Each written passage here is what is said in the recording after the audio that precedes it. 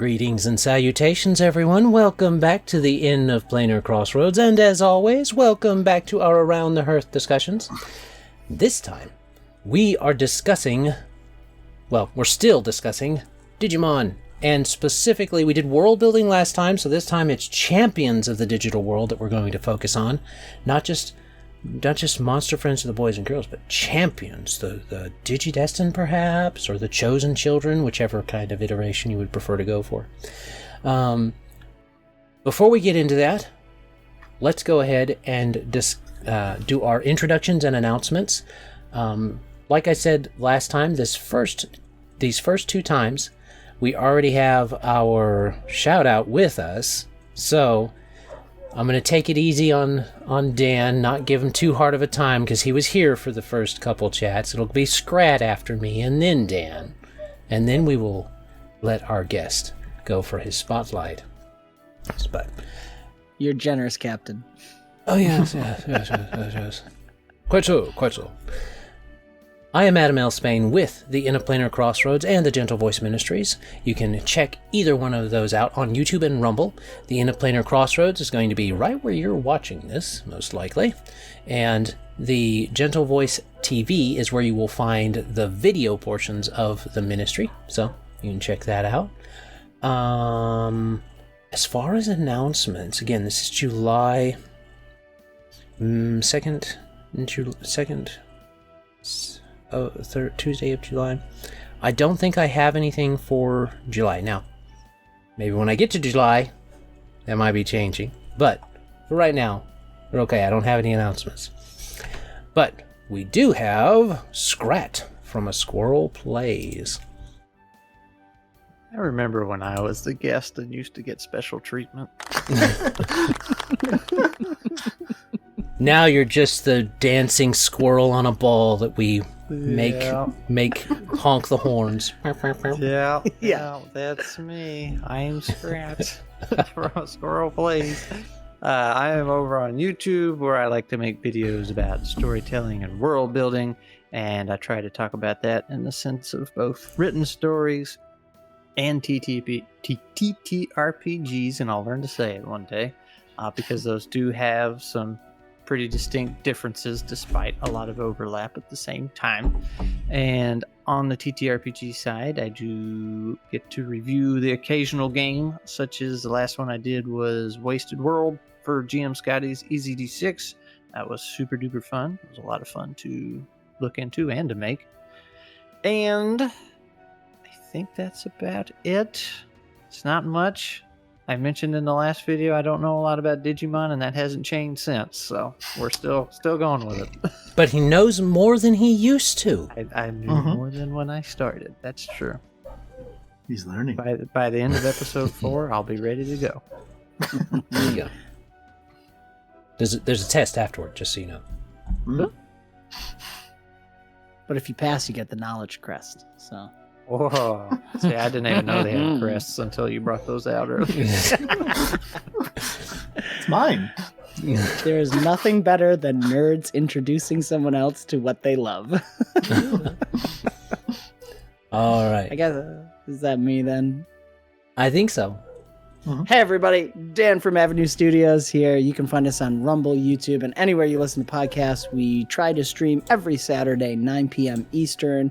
2 of those are Druid's Table, where we do news and reviews in the TTRPG world, and the others are filled with Maps and Chill, where we build maps and talk, and or we play test live games. So check us out there. We will be looking to do another Kickstarter here in a little while. Jacob is working on Binder of Beasties, so if you were part of that, thank you so much, and it's looking pretty awesome, so just you wait.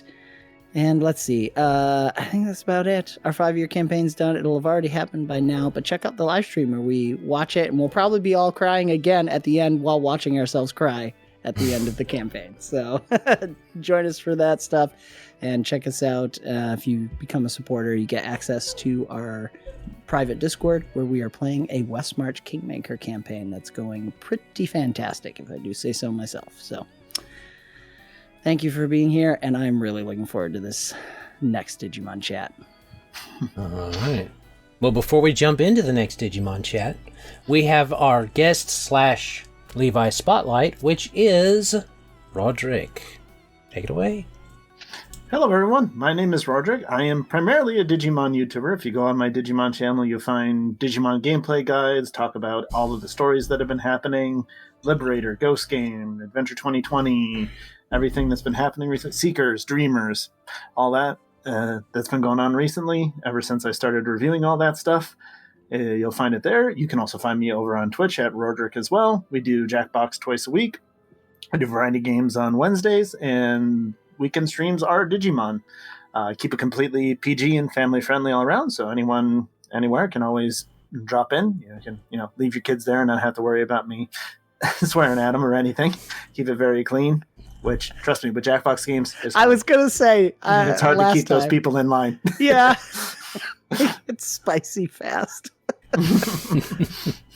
They're not putting out a naughty pack or anything now. No, you don't need to with Jackbox. No. But yeah, no, I've watched every Digimon season, read pretty much all the mangas, every movie, all the games. So yeah, there's a reason that I was approached and brought in here a few months ago to get ready to talk about this one. Yeah. You're the yin to Scrat's yang.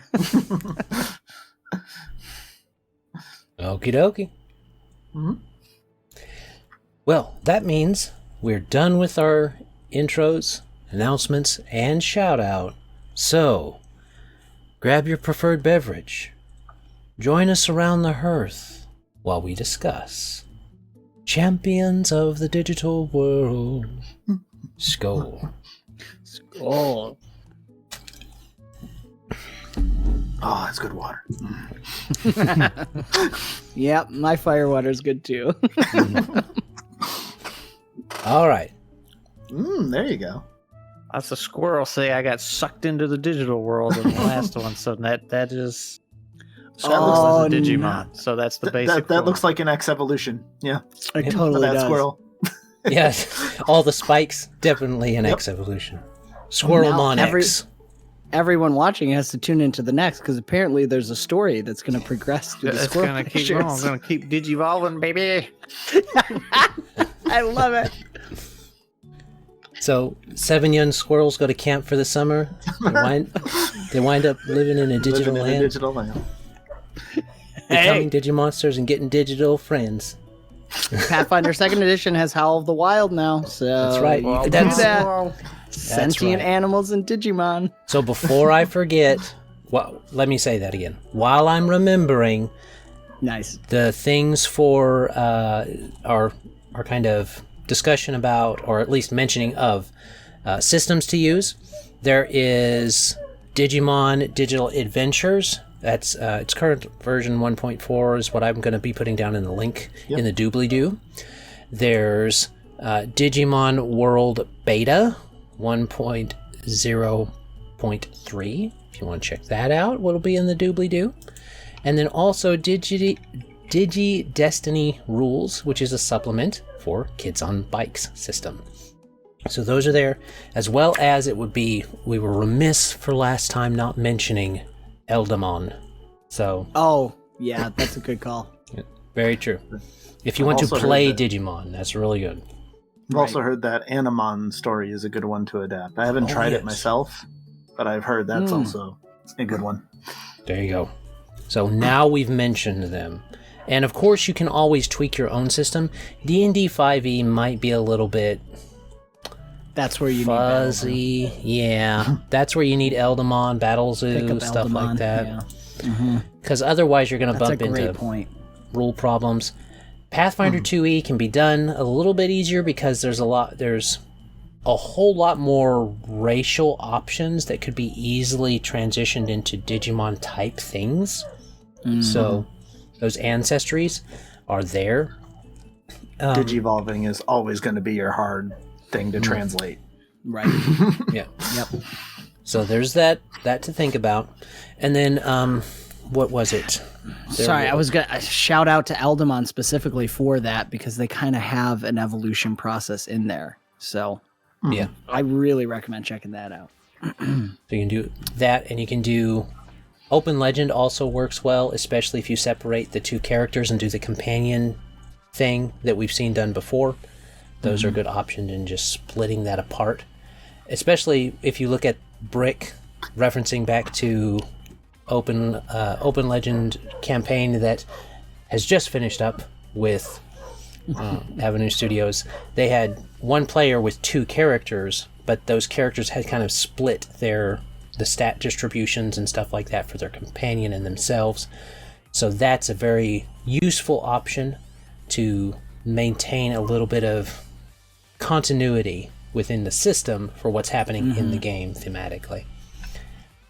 Okay, now that that's out of the way, I'm going to throw out some key points and we're going to go over to Rordrick's Digimon notes.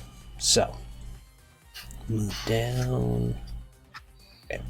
So, some key points that I had just wanted to mention. Merging.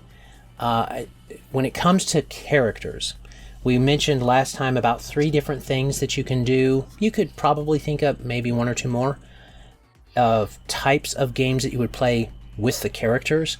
There was changing into Digimon, taming Digimon, and merging with Digimon. Now, the taming Digimon, that's pretty easy. They are their own type of character.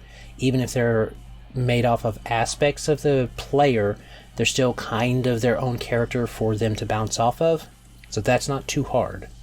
The changing into Digimon, like Frontier, or I think Crossroads was one that was mentioned also, had pseudo things like that. You don't have to worry as much about becoming, if you're becoming the Digimon, your personalities can stay about the same.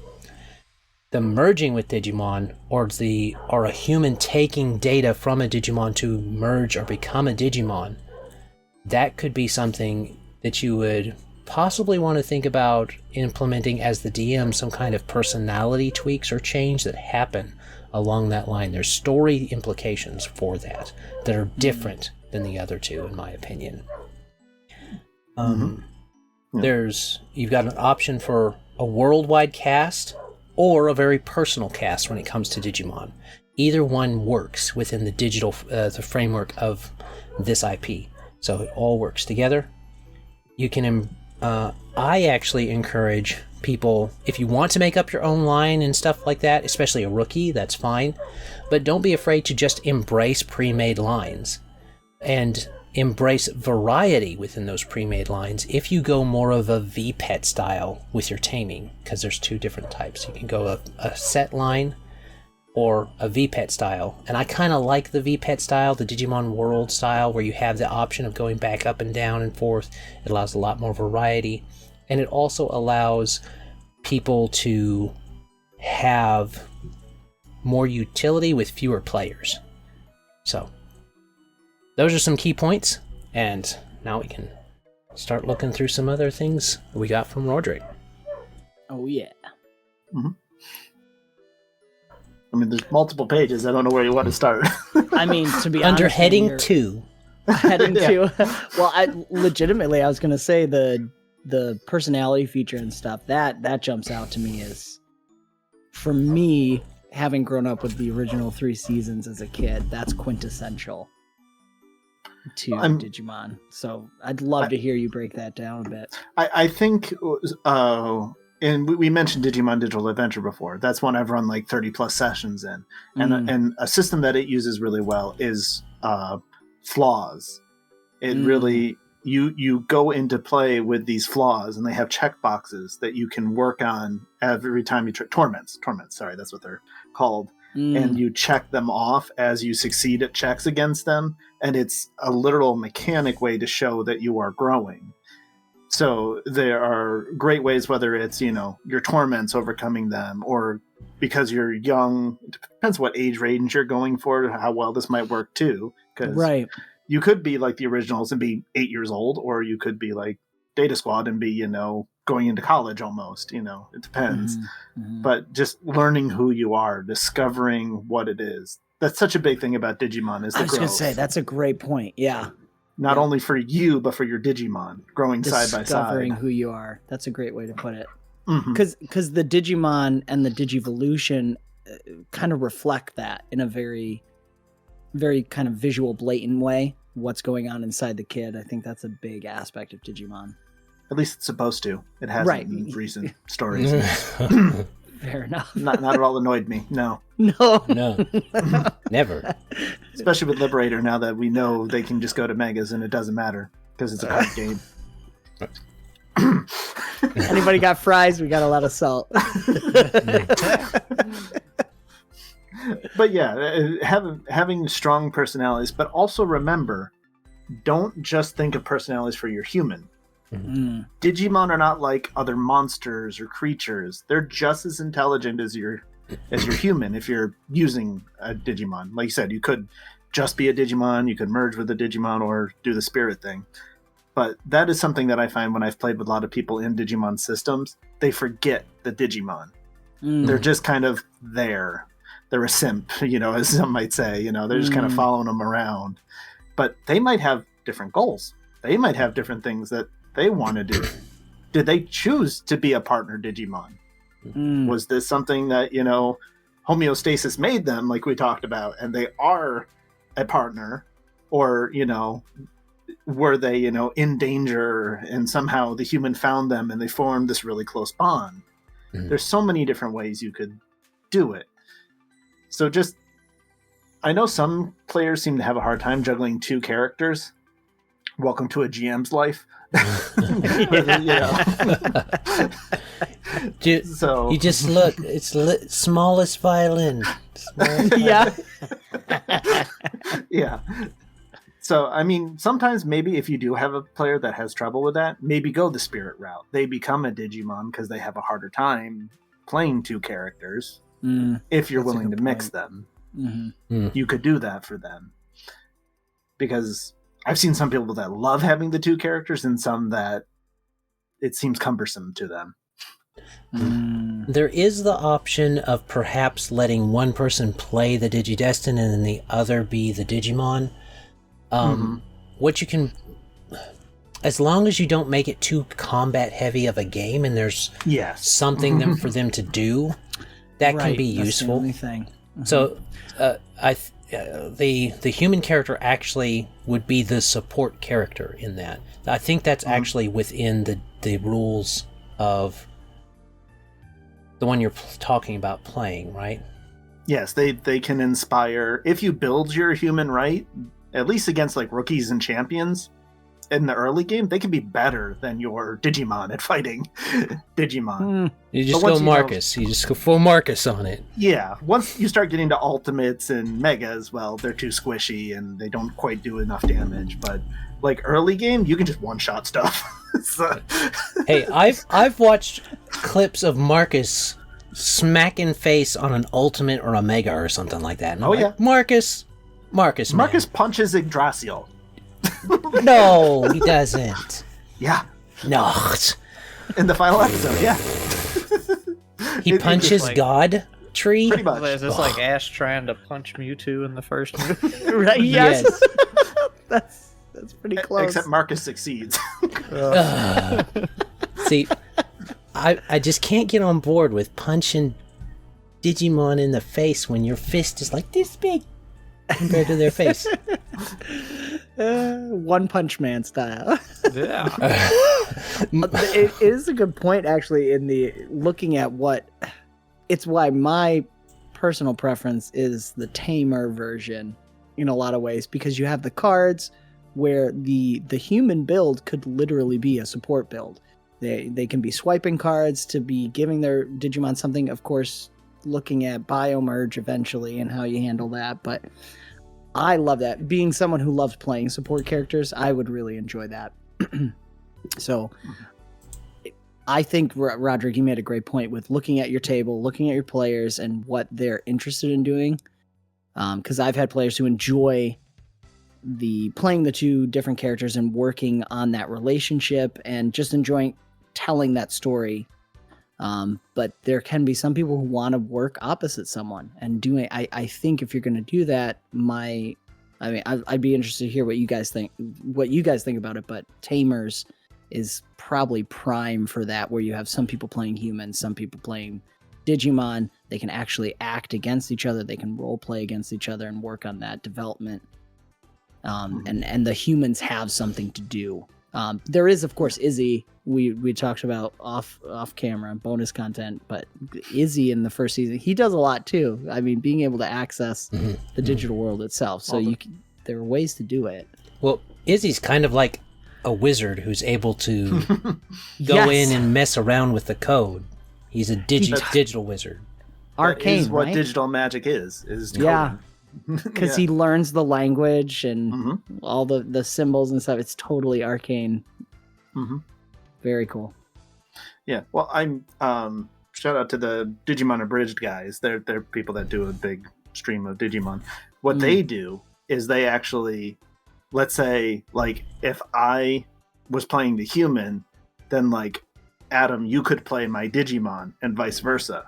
So when you're talking to your partner, you're actually talking to another player. Right, right.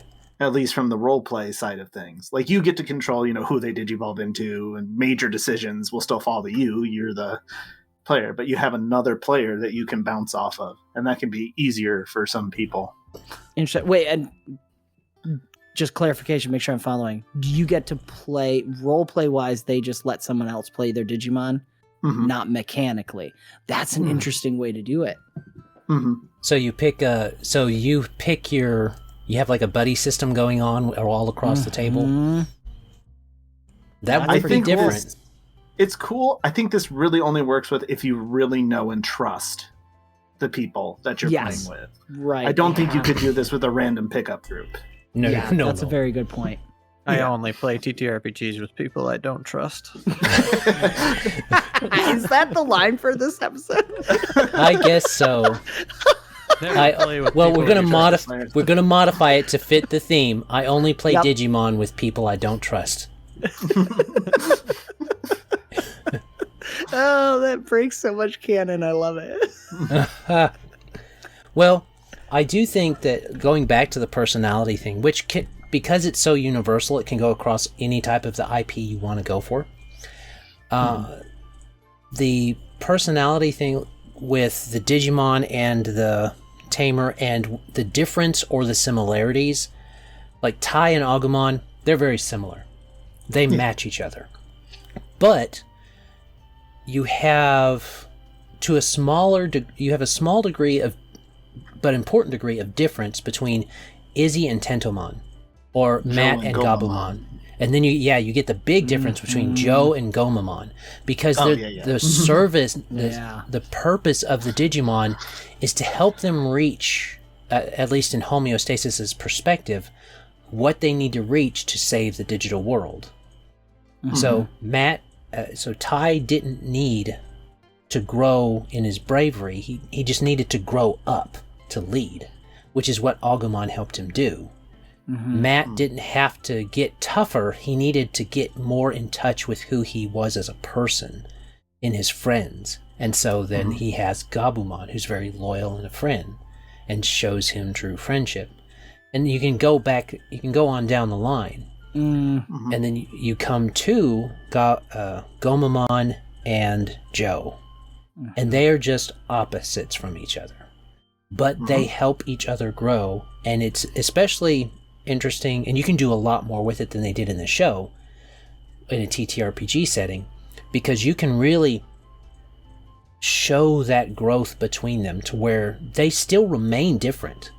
It's not like Joe eventually becomes like Gomamon, or Gomamon eventually becomes like Joe.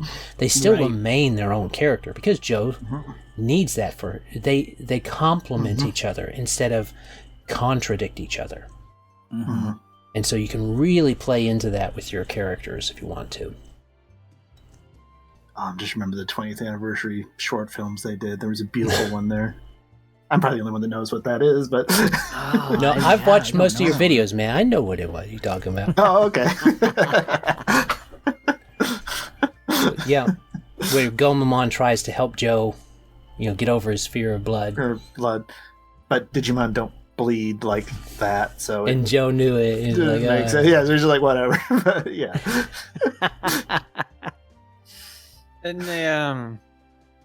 In the digital world, Is there only one of each Digimon, or do they No. have several? Well, some Digimon you would probably say there's only one of, like, the 7 great demon lords and things. There's Yeah. usually just one of them. Mhm. But, there could be dozens. Well, Megas are supposed to be rare, but, War Greymons, he's probably not the Okay. only War Greymon. I mean, they run into villages of Yokomon, and Koromon and all this.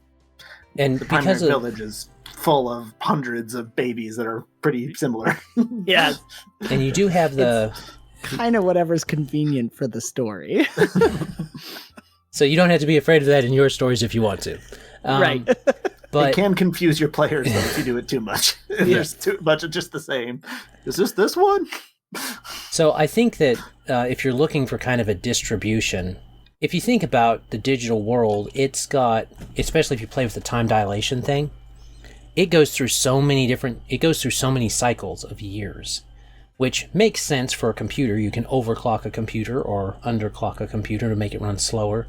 And so if you're going for the full digital route, it's even easier to buy into that. But say that you're just doing a pseudo alternate dimension thing.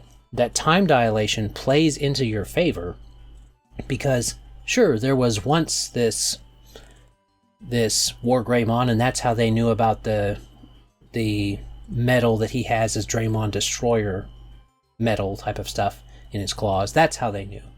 For the entry that Izzy has in his thing. It's not just an analysis. There had to be one to know that type of situation. Mm-hmm.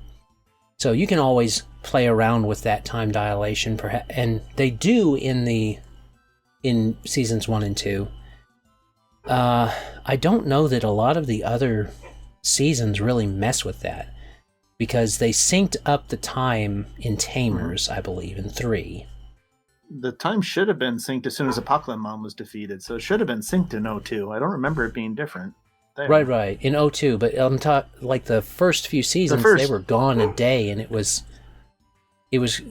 actually that's one of the best episodes of the Digimon series, is the episode where Tai goes back to the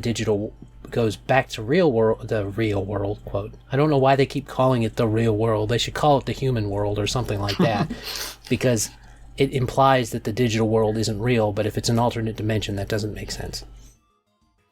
But that episode really hones in on that idea that he was gone. He wasn't even gone for a full day, and it makes it seem like months over passed. a month. Yeah. At least a month. I don't remember exactly, but yeah. So that's a big deal.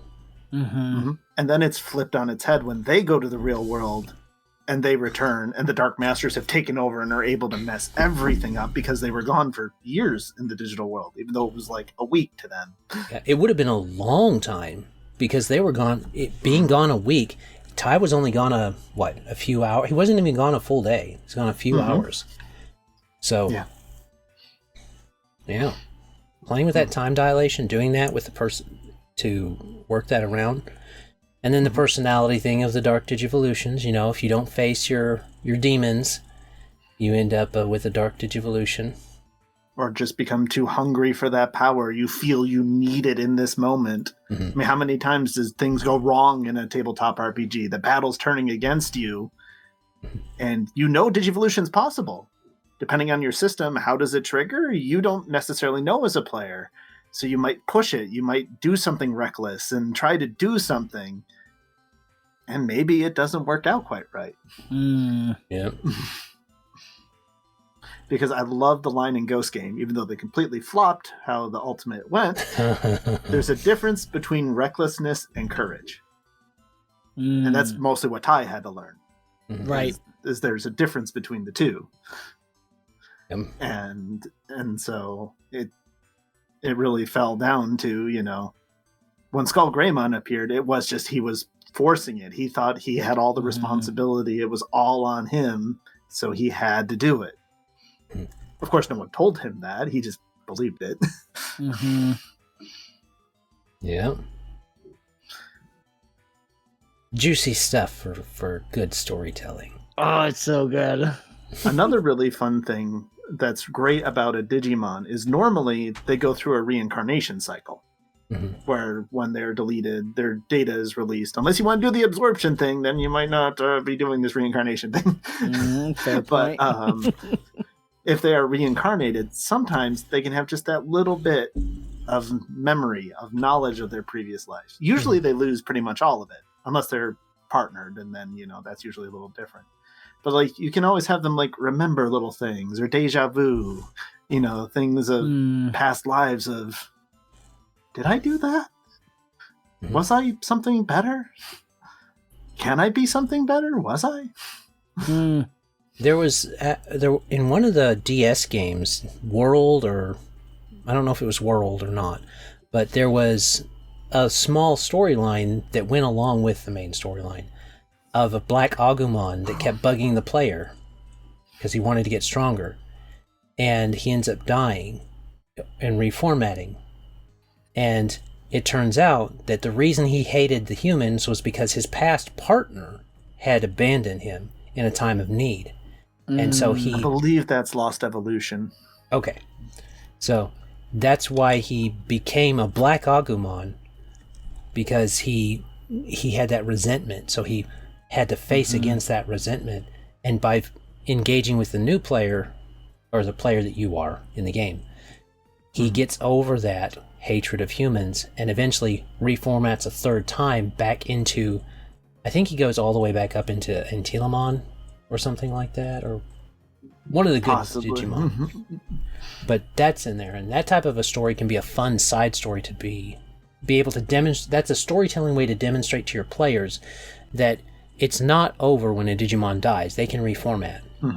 Now, I do like the idea also of incorporating both reformat into the base form and absorption, because then you get Leomon and Beelzemon trying to reach Jerry and using Fist of the Beast King from the remnant data of Leomon. That was pretty good. Yeah. In fairness, thinking from an RPG standpoint, doing that too, there could be potential of, even if you're absorbed, maybe there's a resurrection spell, if you will, that you can do, but it's going to be a big thing to get it back. And you may have to go defeat that Digimon that absorbed or something. That could become a whole quest line. You may need to get their Digicorp data out of them. I like that.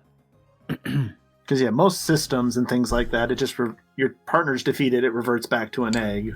Well, usually it reverts down to its earlier form, and then if it gets beaten in that form, it reverts to an egg. So, death isn't as big a deal to tamers like that. So your players could get a little, reckless with that. But then you throw something in that does that. Yep. You either go with that Digimon starts to feel dejected and used and stuff. Because if you go along the line that Digimon is kind of an aspect or something they need to work on, or something that they need to harness within themselves, then them dejecting that or misusing that leads towards the Dark Digivolution. And of course they can always lose it, so they can. I think, what was it, Digimon, as much as I don't want to reference it, Digimon, not Try, was it?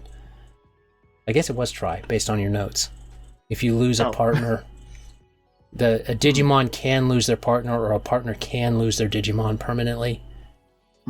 Even though I don't agree with how Try makes no sense based upon the first two seasons. No, it does not. I don't care what people say. I don't care what the makers say. I don't care what the storytellers say. That doesn't make sense. Season 1 and 2 were tied up in a nice little bow. Don't play with it.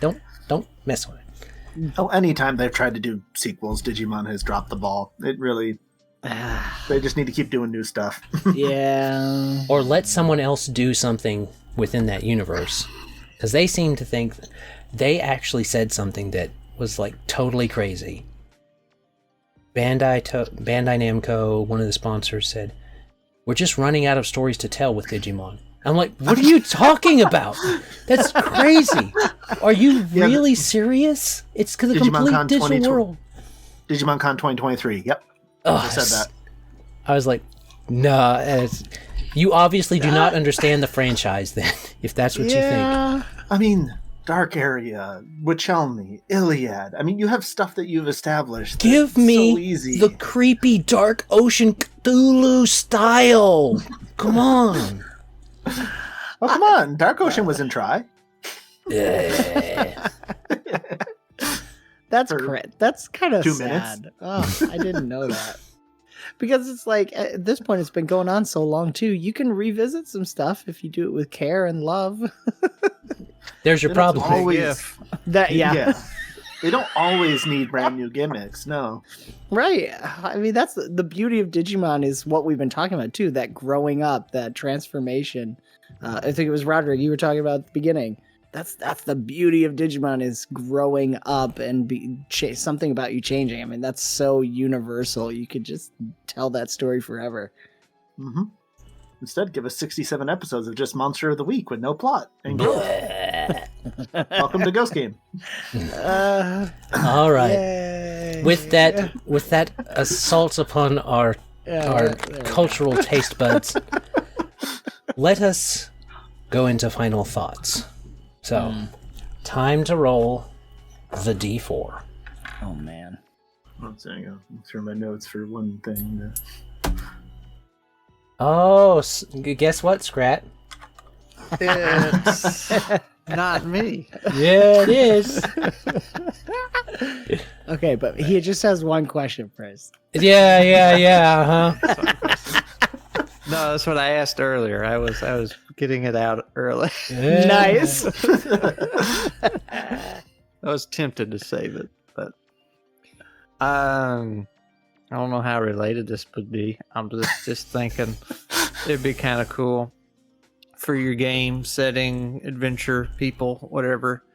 So it's kind of similar to Ark in a lot of ways. If any of you guys are actually familiar with the story behind that awful game, but I think you've talked about it before. Not the story as much, but I've seen it.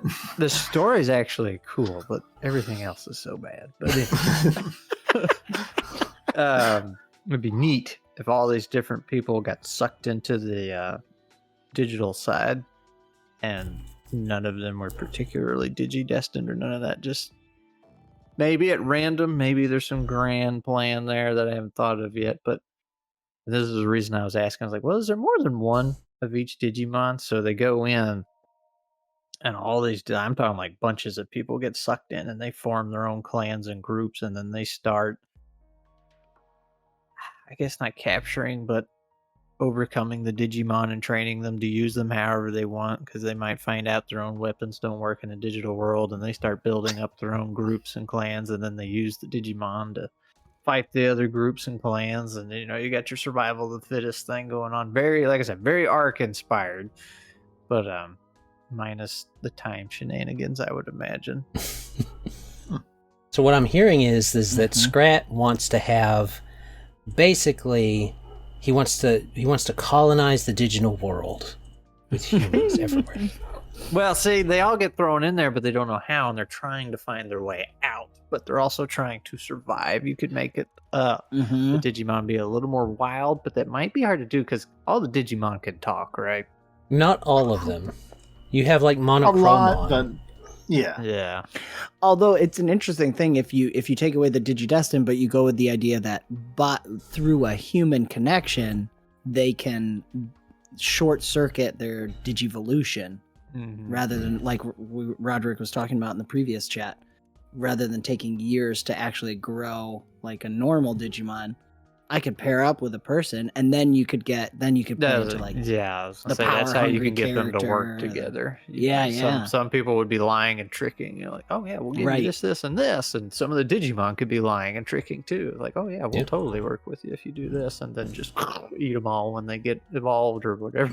Yeah, Scratch just really wants an evil squirrel character Digimon that corrupts it's the mastermind. It's the mastermind squirrel.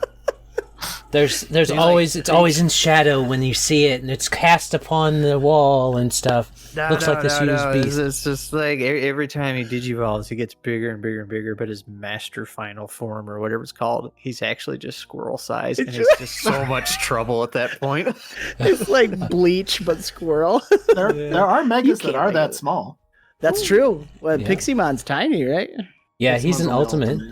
Oh, he's Marine ultimate, Angemon's the main. Yes, that's right. That's right. Marine Angemon's good in a support team if you want a support team. So there you go. Across this franchise. There you go. The one you said everyone brought over, I thought you were going to do like a Hunger Games thing with this. I mean, kind of. Not quite, but but better. I was gonna say that they did make an animated series for Ark, and it was so bad. Like they destroyed the story that they had in the game. It was like, why did you do this? You had everything right there. Look how they massacred my boy. You butchered it. Butchered him. All right. Well, if we're going down like we were before, I guess I'm next, and then it'll go Dan and then Rordrick. So, alrighty. My final thought is, when you're going through for the characters, character creation is probably not something that's going to be super important if you're going with the Digimon as a VPET style, which is my preferred style. I like the Digimon World. I like the RPGs where you can go up and down through the digital lines. So one line's fine, but if you want to have multiple people, if you have about 3 people and they can go to different lines, that means you can cover a lot more bases. But in that, kind of tying on to Scrat's thing of, is there this same type of Digimon, it might be fun to just have your players all start with the same in training and just see where they go, and you keep track of where you as the GM kind of just check off something every now and then that you're looking for as an indicator for what line they end up going down. And you can just look at the official lines, and it's kind of like they're picking without realizing they're picking, and they get to be surprised like you are with what they get. And when they all get Numamon, you can just say, well, it was because of your Numamon decisions. You would love Digimon World Beta. That's kind of how it works. Yeah. I thought it might be based upon it being a Digimon thing, but I do like the monster raising aspect of it a lot. So that's kind of my final thought, is to embrace the surprise that can come with Digimon as a player as well as a GM. So. All right, Dan, what you got? I might be slightly flip on that, and looking at the connection with the Digimon and the person. I think that's the last thought. Look at how you want, because to me, one of the most important things, I've said it a couple times, is that relationship with the Digimon and the character, and I want to re-emphasize growth. I think that is a big part, because it is a kids show, and it's I think a lot of Japanese kids shows do good with this type of theme of growing up and dealing with parts of you and learning about yourself. So look at how you want to do that, talk with your players, and how you want to do that with the Digimon, whether it's having different people play the Digimon, or they're playing Digimon and person. What's that going to look like? I think that will really direct you on what system you want to use, how you're going to build your world. I feel like that's quite core to a Digimon game, is those interpersonal relationships with the team, as well as the Digimon and the tamer, Digi-Destiny, whatever you're going to do. So I think that might be a good starting point for your game. Decide how you want to do that, talk with your table about it, good session, zero discussion, and that can kind of that might direct you in the path you want to go with the rest of it. All right. What you got? Yeah, I'm more with Dan on that one. Sorry, Adam. But no, I do love monster raising though, just as a general idea. Yes, but so to go into something different, I had a couple different ones. So a great way to build characters in any world is to give them some sort of connection to the world beyond themselves.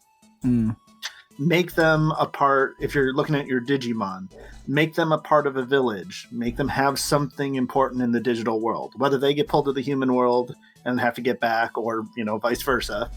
Give them something to care about. Do they know one of the organizations? Do they aspire to be a part of the D Brigade? Do they aspire to, work with the Royal Knights? You can look through. There's the Three Musketeers. There's ton. Yes, that literally is a group in Digimon officially. Gundermon's in it. It's awesome. Yeah. So yeah, there is so much. So when you're building your character, you can think of it also for your human. Though if you're being, as most systems, you're being isekai'd into the digital world, it still gives them something. What do they want to return to? Some kids might be like, oh my gosh, it's great that I'm out of school, but they still miss their friends. They still miss maybe family. Give them ties. Give them connection that gives them something to drive them forward and care about. Because I have seen so many characters, not just in Digimon, but everywhere. They don't really have anything that drives them, a focus, a tie that connects them to other things. And that really helps not just you as the player to understand them, to keep them moving forward, but it's great ties for your GM as well, to tug on those strings. Whether it's, allowing you to get back to your family in the village, but oh no, something bad's happened to the village and, you must go and avenge them or something. Give strings that you as a player and your GM can both pull on for both your human and your Digimon. I'm smiling because you make a great point that Digimon Tamers, Digi-Destiny, they really can't all be orphans like every other RPG. They usually have family. Yes. No, I was orphaned and raised in the digital world by Wolfmons. I mean, that is Keenan. That is in Data Squad. There we go. He talks like a caveman, no other Digimon do, so I don't know why. The Data Squad. But then, he forms ties in the digital world then. He's like a Digimon in that sense, that he's still tied to friends in the digital world. Family means something different to Digimon, but they still have those ties, even if they don't usually have biological parents. Looking at you, Crossroads. Frigimon? Frigimon is mom in Data Squad. Yep. I love that. All right. Well, every time Rordrick was saying they all need ties, I just was like, oh, so every Digimon story needs a goggle head. I got it. Nice. Not everyone has anymore. I don't know. Maybe we should make that a thing. Like, someone has to. It's like one fedora per group, one goggle guy per group. Ghost Game didn't either. Yeah. Unbelievable. I don't know. Well, we're well past our little marker on this one, I think.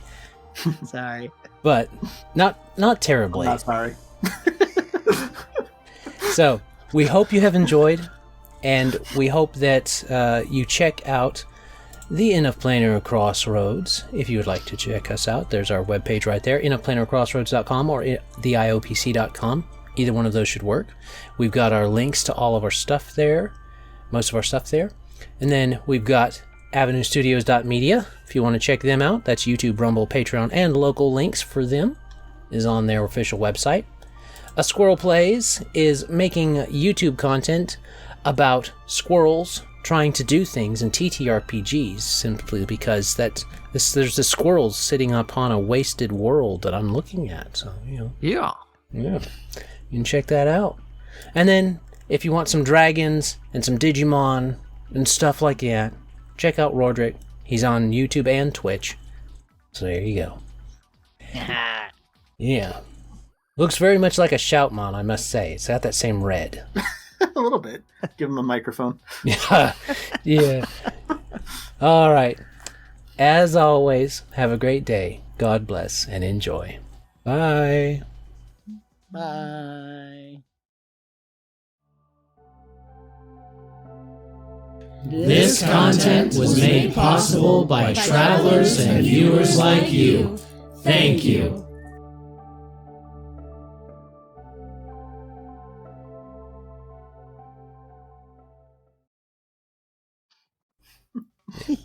See, now you just got to get him his little bitty microphone and stuff like it.